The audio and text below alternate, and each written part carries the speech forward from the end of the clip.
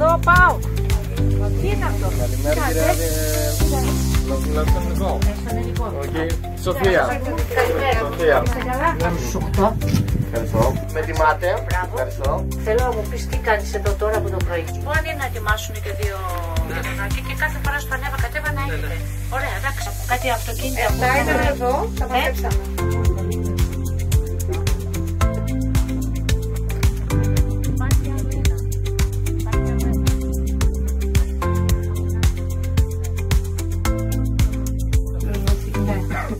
Η πυροσβεστική την έχω δει ανεβαίνει και χωρίς να τη φωνάξετε. Έτσι κάνει κάτι περιπολίες. Κάθε μέρα. Γιατί παίρνουμε και εμείς τηλέφωνο συνέχεια. Ναι, εδώ πέρα πάνω. Ησυχία έχει πάντως. Ναι, όλα κομπλέ. Έτσι δεν είναι? Όλα κομπλέ. Ησυχία έχει. Ησυχότατη. Ωραία.